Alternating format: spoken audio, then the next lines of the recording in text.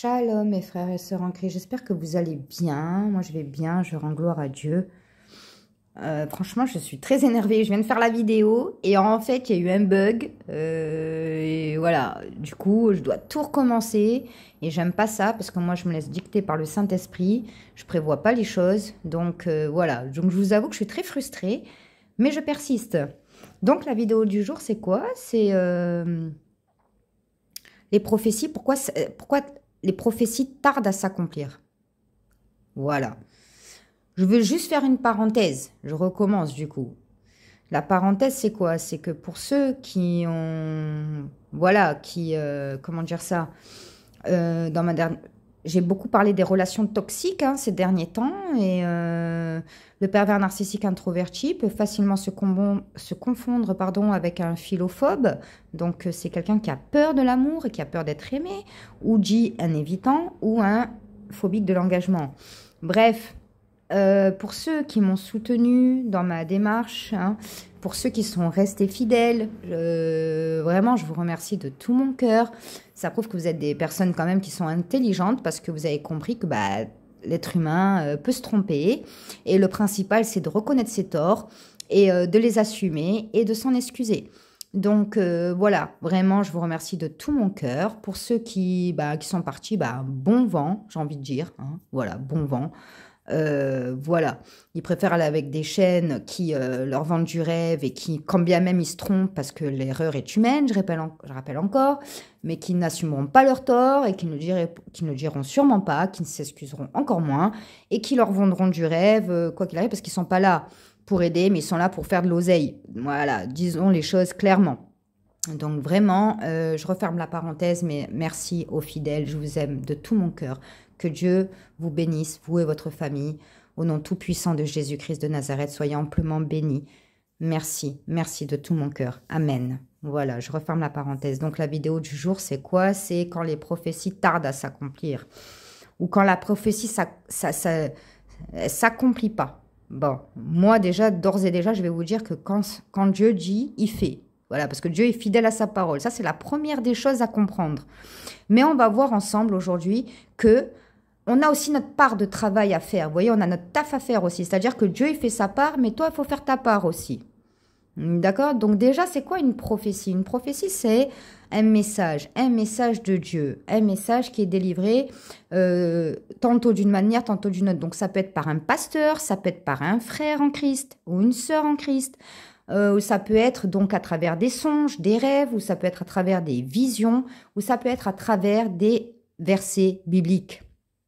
Toutes les prophéties que Dieu m'a révélées, elles se sont toutes accomplies. Elles ont toutes été d'une justesse, d'une précision extrême, incroyable. C'est-à-dire que même une personne en temps réel devant toi, elle ne peut pas te répondre aussi clairement, aussi précisément, et elle ne peut pas te dire les choses qui vont arriver. Et comment on reconnaît un prophète? C'est quand ces prophéties se réalisent.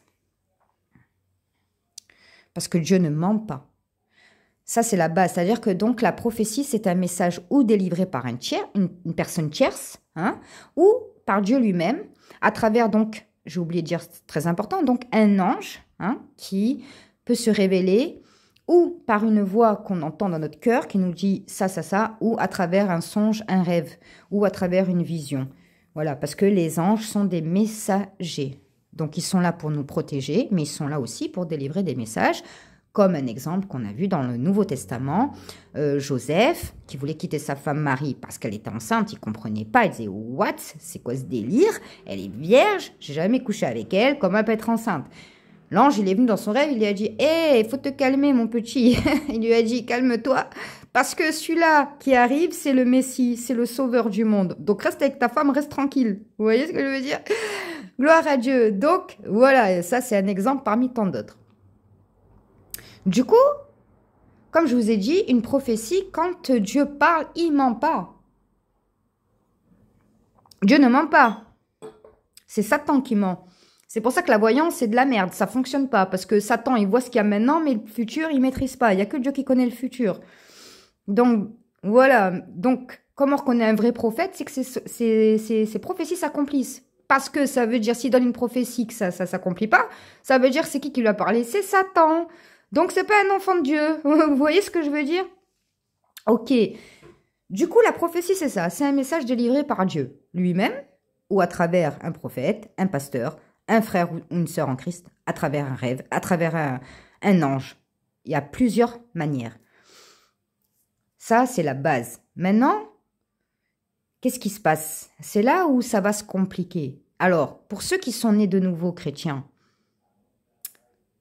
vous inquiétez pas, votre tour il va arriver. C'est-à-dire que quand on vient de naître, vous voyez, le bébé, on le préserve, on le protège, on le couvre, on le berce, tatati, tatata. Vous voyez, il faut rien que lui arrive. Non, ne le touchez pas trop, on le préserve parce que c'est un bébé. Attends de grandir, tu vas voir, tu vas avoir ton tour. C'est-à-dire que quoi? C'est-à-dire que les prophéties vont pas venir à un enfant né de Dieu, un enfant de Dieu né de nouveau. Non, parce que quand vous venez de naître pour vous protéger, Dieu vous sécurise bien afin que vous soyez maintenant comme un être humain quand il naît. Un petit nourrisson, on le protège très très fort. Et puis après, quand un enfant commence à marcher à quatre pattes, commence à marcher, il va tomber, mais on le laisse parce qu'on sait que c'est comme ça qu'il va apprendre à marcher. Vous voyez ce que je veux dire? Ben, c'est exactement la même chose pour un enfant né de nouveau, un enfant de Dieu, un chrétien né de nouveau. C'est la même chose. Dieu, au début, quand il va vous toucher de son Saint-Esprit, quand il va vous sauver, il va vous protéger. Mais au bout d'un moment, c'est pas qu'il va plus vous protéger, c'est que vous allez avoir des révélations. Et c'est là que les problèmes vont commencer. C'est là. Ceux qui sont nés de nouveau, vous inquiétez pas, votre tour il va arriver. Ceux qui sont nés de nouveau déjà depuis un petit moment, vous savez de quoi je parle, parce que Dieu parle à tous ses enfants. Dieu parle à tous ses enfants. Il a dit, il m'invoquera et je lui répondrai. Donc, c'est là où ça se complique. Pourquoi? Parce qu'en général, une prophétie, il faut comprendre que déjà, c'est un miracle. C'est un miracle. Une prophétie est un miracle. Donc, un miracle, c'est pas quelque chose qui est naturel. Un miracle, c'est pas quelque chose qui est logique. C'est-à-dire que quand une femme, elle a 84 ans, comme Sarah, la femme d'Abraham, qu'on lui dit, tu vas être enceinte, quand l'ange vient lui annoncer qu'elle va être enceinte, qu'est-ce qu'elle fait? Elle rigole, elle a 84 ans. Elle a 84 ans. Elle a rigolé, elle a dit, elle a même pas parlé, elle a juste rigolé. Parce que les prophéties sont des miracles, c'est pas des choses qui sont naturelles, c'est du domaine du surnaturel, parce que c'est des choses qui viennent de Dieu. Donc l'être humain, déjà, il va bugger. Et c'est là où ça va se compliquer. Pourquoi? Parce que la prophétie, elle est écrite déjà. Ok? La prophétie, elle est écrite. Maintenant, quand est-ce qu'elle va se réaliser? Est-ce que c'est dans 1 an? Dans 10 ans? Dans 20 ans? Abraham, il a attendu 25 ans. Joseph, il a attendu, je crois, 15 ans à peu près. C'est là où ça va se compliquer, les amis. Parce que l'être humain, il veut tout de suite. Il va avoir la prophétie, il va dire, c'est bon. Yes! Et quand il va attendre des mois, 1 an, 2 ans, là, Satan, il va rentrer en jeu. Parce que c'est là où la persévérance, elle doit rentrer en jeu. Pourquoi? Parce que quand on commence à avoir... Parce que la foi, c'est quoi? C'est l'espérance, ok? La foi signifie l'espérance. Donc, plus le temps passe, si on n'est pas bien affermi dans la foi, et même quand on est bien affermi dans la foi, ça reste une épreuve. Ça reste une épreuve. Même quelqu'un, regardez Abraham, il n'a pas attendu. Il est parti enfanter qui? Il est parti enfanter la femme de la servante de sa femme. Hein? C'est comme ça qu'il a engendré Ismaël. Et après, il a eu Isaac.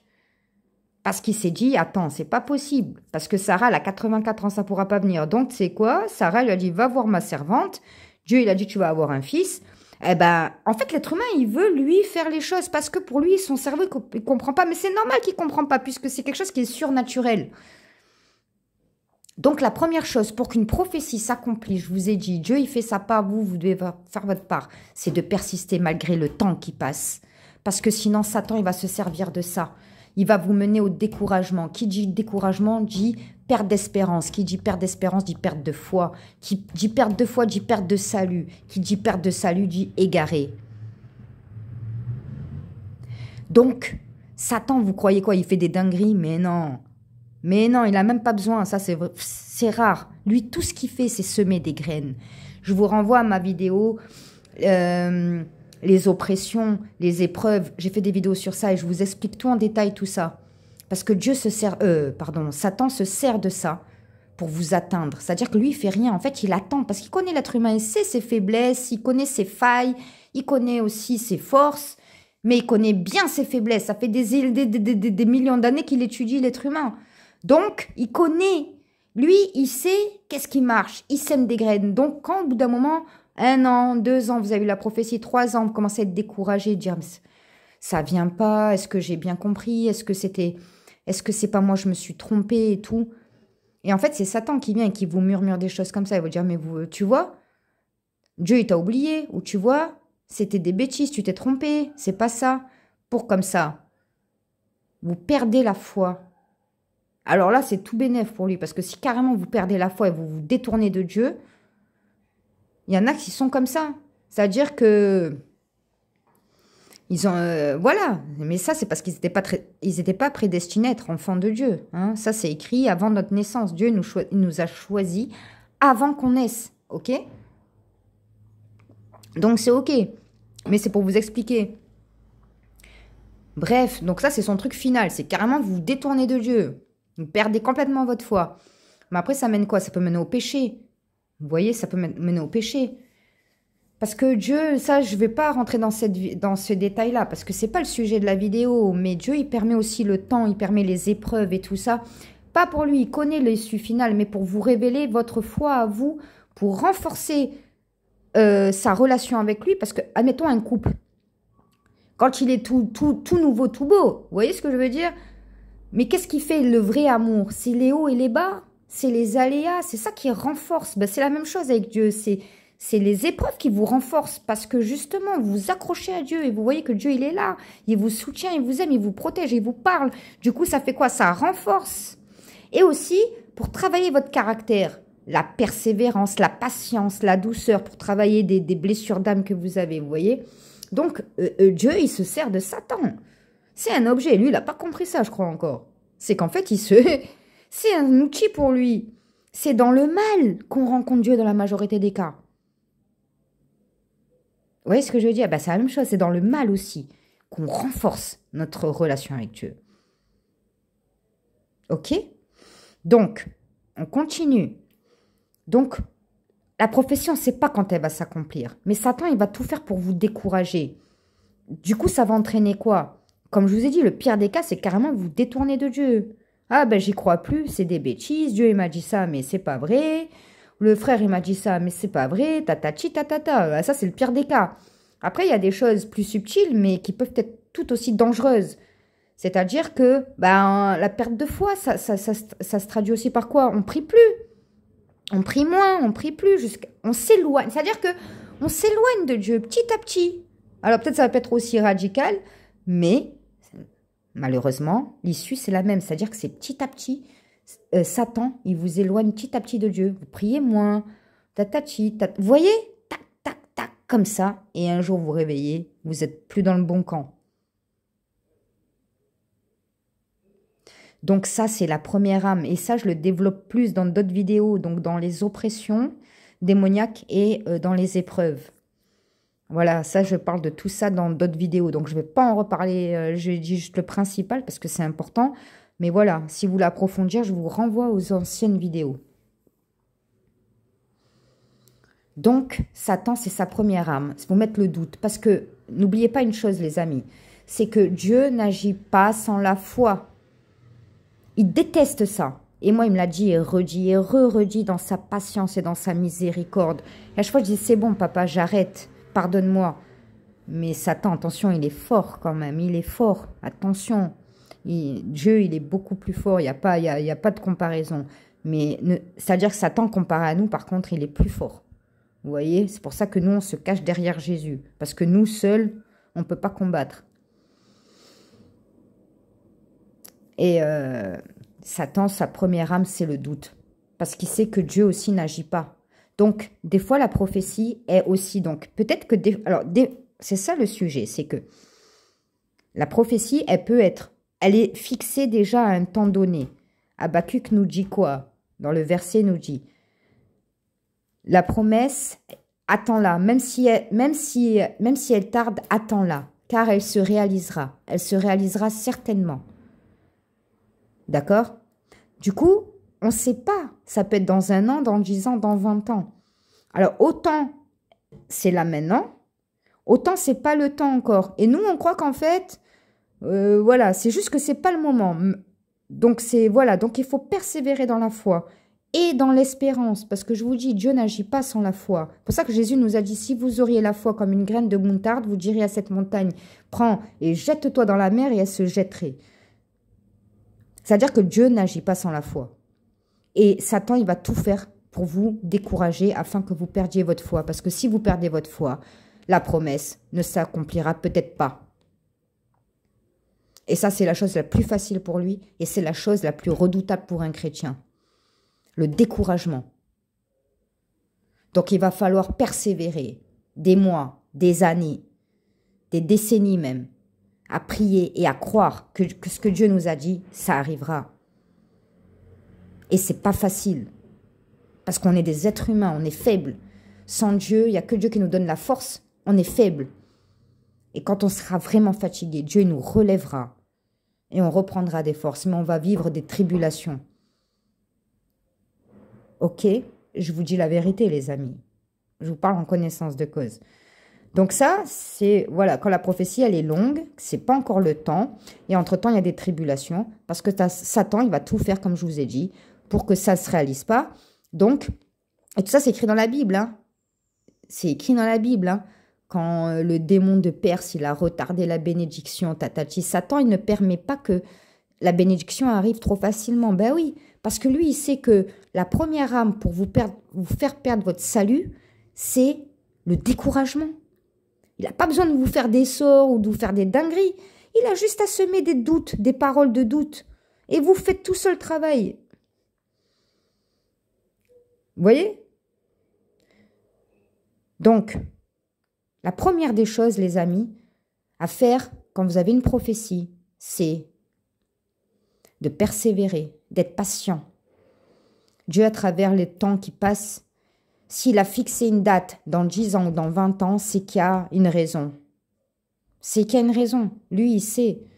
Lui seul, il est omniscient, omnipotent, omniprésent. Lui seul, il est le créateur souverain de l'univers. Donc lui seul sait toutes choses. C'est pas pour vous embêter, c'est qu'il y a une raison. Comme Abraham, il a attendu 25 ans. Il a engendré son fils Isaac à l'âge de 99 ans. Alors, la première des choses, c'est que c'est pas le moment encore. Voilà, pourquoi la promesse tarde? La première raison, les amis, c'est que ce n'est pas encore le moment. Et tout ce temps, il va falloir persévérer. Demeurer dans la foi, demeurer dans la prière, demeurer, croire. Dieu n'agit pas sans la foi. N'oubliez pas, parce que c'est la base, c'est le plus important. Dieu n'agit pas sans la foi. Gardez la foi, gardez l'espérance, croyez que cela arrivera. Déclarez tous les jours que ça y est, ça vient. Merci mon Dieu. La deuxième des choses qui peut retarder une bénédiction, qui fait, enfin du moins qui fait que là par contre c'est le temps, mais là par contre, c'est-à-dire que c'est pas encore le temps de Dieu, c'est le temps mais elle vient pas.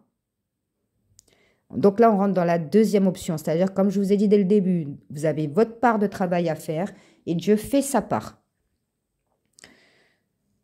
Donc là, ça voudrait dire dans la deuxième partie, c'est que là c'est de votre faute. Dans la mesure où...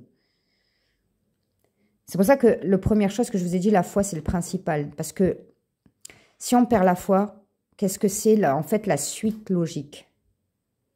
Qu'est-ce que c'est la suite? On va donc se détourner de Dieu.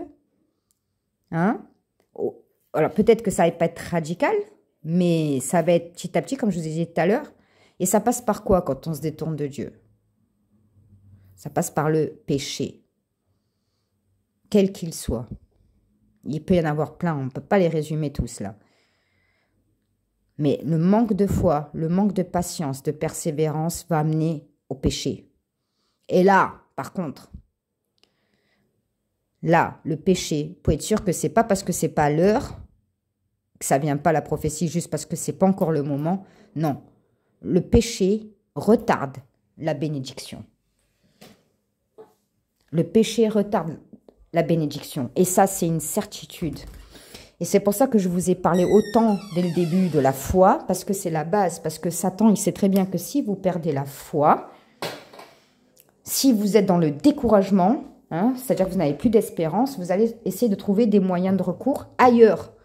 Vous allez essayer, comme Abraham. Vous voyez, Abraham, en fait, sa femme Sarah, comme je vous ai dit, quand on lui a dit la prophétie, elle a rigolé, parce qu'elle a dit 84 ans, elle s'est dit, ouais, c'est pas possible.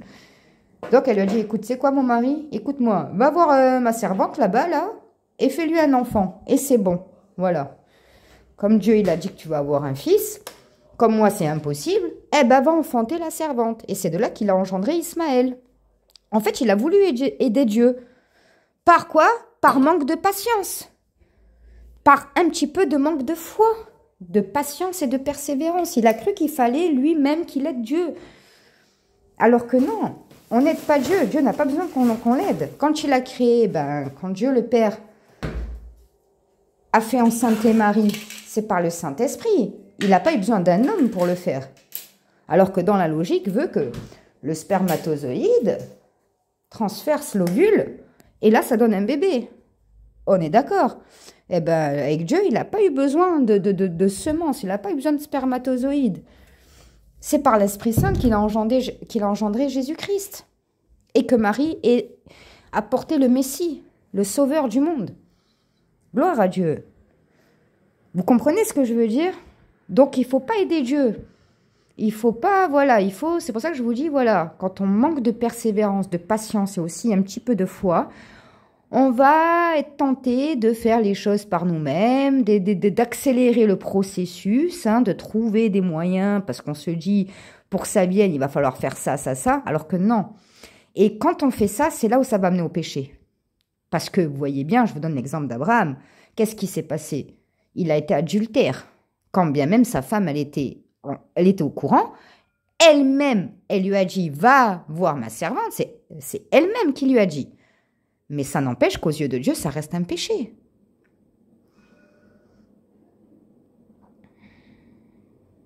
Ça reste un péché. C'est pour ça que je vous dis, alors peut-être que Abraham, justement, il a attendu 25 ans à cause du péché qu'il a commis. Peut-être pas. Ça appartient à Dieu, on ne saura jamais.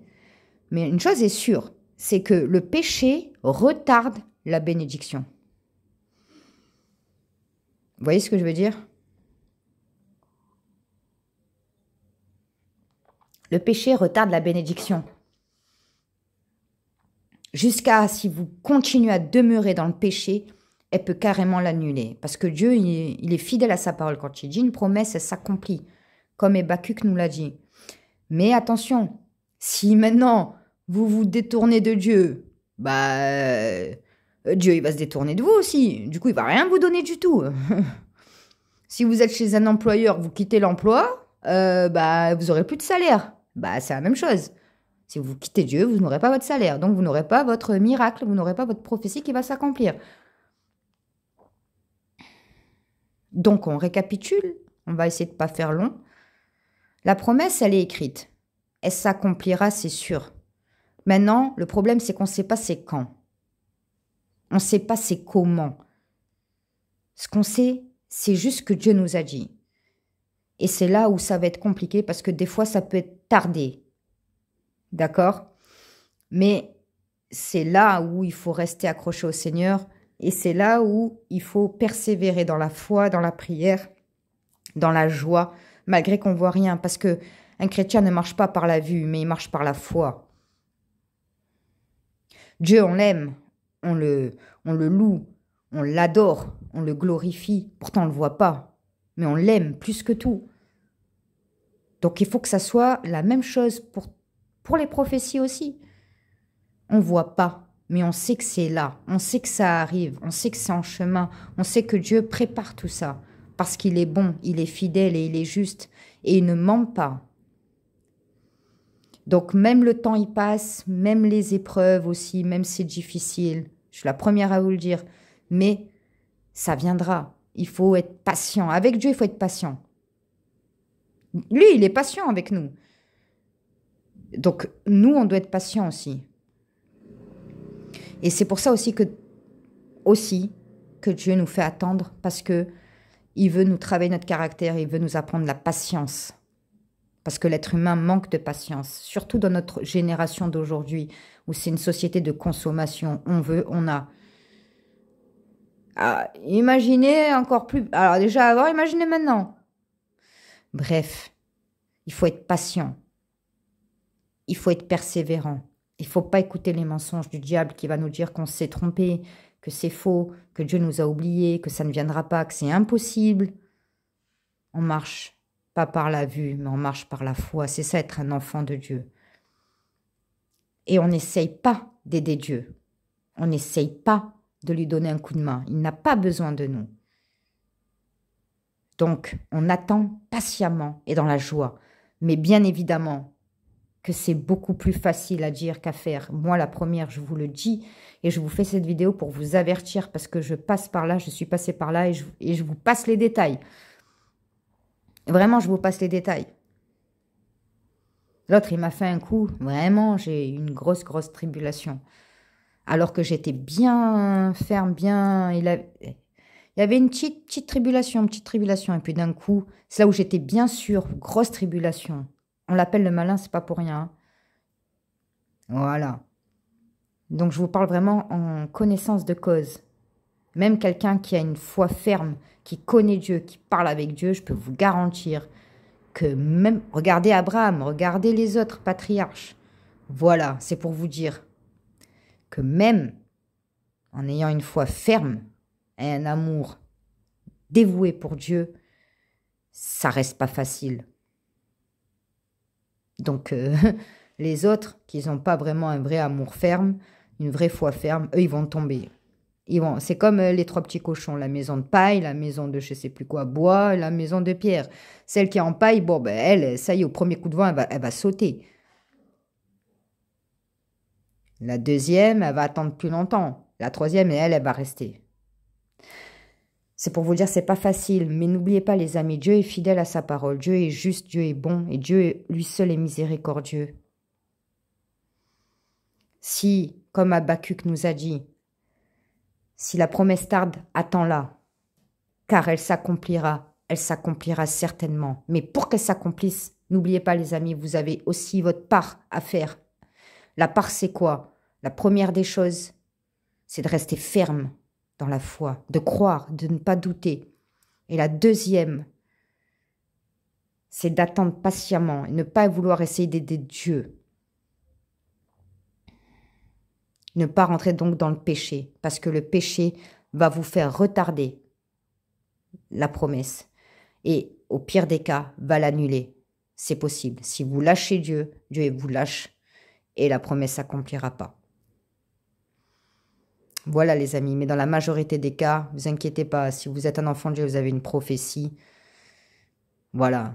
Mais il va y avoir des tribulations, des épreuves, parce que Satan ne permet pas qu'une prophétie s'accomplisse comme ça. Regardez, quand Jésus, le Messie, est venu sur terre, le jour de sa naissance, les rois mages y sont venus.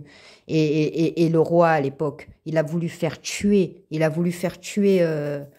l'enfant Jésus. Ils ont dû partir, Joseph et Marie et Jésus, hein, ils ont dû partir, hein, parce que le roi, il avait dit quoi? Il a dit, tous les premiers-nés, vous allez les tuer. C'est-à-dire que Satan, il va tout faire pour que la prophétie ne se réalise pas, pour que le miracle ne se produise pas. Il va tout faire, c'est comme ça. Donc, il va falloir vous battre. Mais n'oubliez pas que vous n'êtes pas seul. Dieu est avec vous. Et si Dieu est avec vous, qui peut être contre vous? Personne. Vous gagnerez toujours en étant en Jésus. Même si c'est pas facile, même si ça demande de transpirer. Mais vous gagnerez, c'est sûr. Mais il faut rester accroché. C'est ça que vous avez à faire. La seule chose que vous avez à faire pour que votre prophétie s'accomplisse, c'est de ne pas écouter les mensonges du diable, de demeurer ferme dans la foi. Même si des jours ça va pas, c'est normal, vous êtes un être humain. Mais ne perdez pas votre espérance, croyez, n'essayez pas d'aider Dieu. Demeurer dans ses commandements, respecter ses commandements, demeurer dans une vie de sainteté, c'est cette vie qui plaît à Dieu. Et la promesse s'accomplira. J'espère que cette vidéo vous fera plaisir et surtout vous aidera, les amis. Merci à tous les fidèles qui sont là depuis le début. Que Dieu vous bénisse amplement. Vous êtes toujours dans mes prières. Je vous aime très fort. Que Dieu vous garde, que Dieu vous donne un bon discernement, que Dieu vous protège. Au nom de Jésus, j'élève cette prière. Amen.